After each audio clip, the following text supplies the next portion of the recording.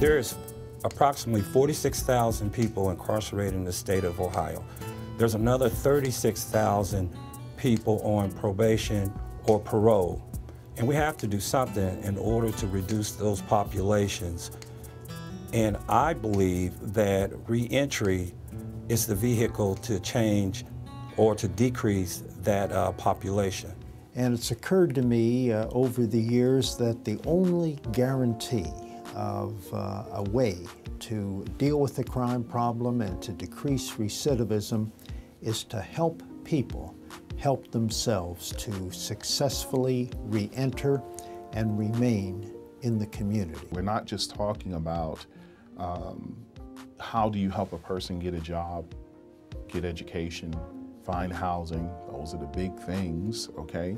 But if they pay their price to society, if they serve their time, then we have to stop punishing them at some point.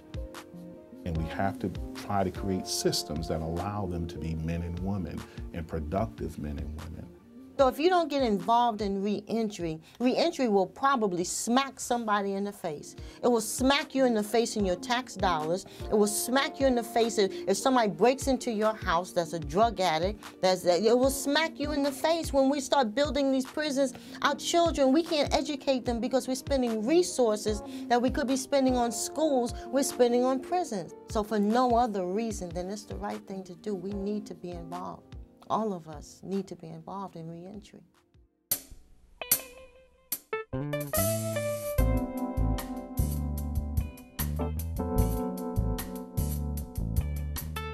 The GEM program begins a year and a half before release. That is best practice. There's only a few programs in the United States we're aware of that have taken on that challenge and have developed the appropriate relationships with the Department of Corrections in order to begin a program that long before release. You're gonna need help when you get out of here. And to get the help out of here, you need to be able to start working early while you're in the system. That's basically it. You have to have trust. I put my trust in Craig Powell and PowerNet. So many people have come up to me and say so many profound things to me like, oh, you need to get out of here and do such and such and do so-and-so and follow your dream because you really have something that's really awesome that you need to share with people. And I'm like, wow, are you just saying that or do you really mean it? I don't know. But I feel like for all those people to come to me and say that, then some sort of change has occurred within myself. If you want an opportunity to meet positive individuals that's really coming in from the streets, that's not getting paid, you know these people really care for you. They're taking time out of their own lives to come here and help you and assist you on things that you want to do with your life to help better yourself. I mean, what do you have to lose? What we are doing is the best we can to identify and to help individuals in prison self-identify who are wanting to turn their lives around, who are committed to right living.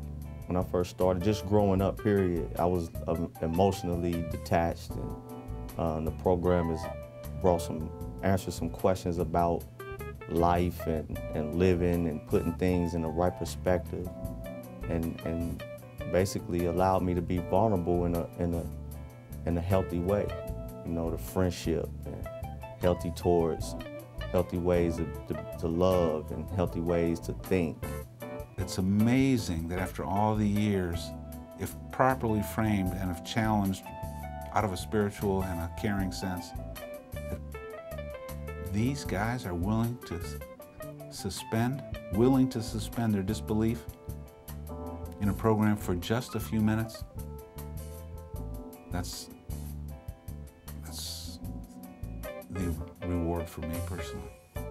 If we can support them and motivate them and encourage them and provide whatever resources necessary for them to become gainfully employed or a successful entrepreneur, we've both decreased crime and improved the local economics in that community or neighborhood.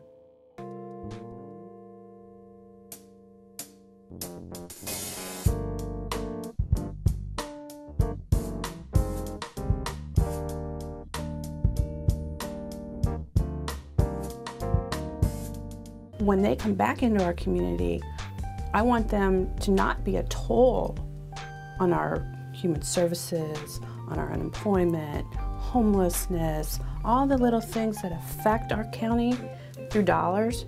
I want them to come back and be able to get a job and then give back, which is one of the things that I've seen from some of these guys that have written me they want to do.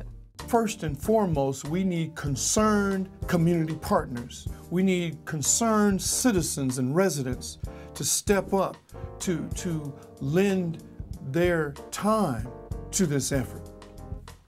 Their individual contributions and their ability to create relationships is at least, if not more important, than whatever amount of money they can write. What are we all doing to prepare the environment so that they can have success and start a new life? They need people on the outside who have jobs that need to be done, who will hire hardworking people. Meet them inside, see how great they are. Look for the similarities. That's what we need to look for, because people are people. Love is love.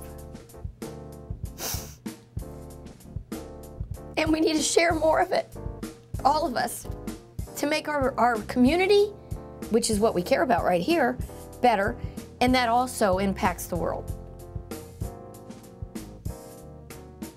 If we're successful in getting the support from governmental and other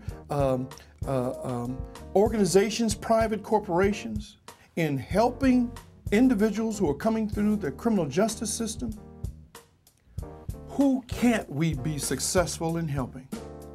That's the exciting part of this whole initiative. Not what the immediate impact on the ex-offenders and their families, but the broader impact that this can make within inner city communities all over this region, the state, and indeed the United States.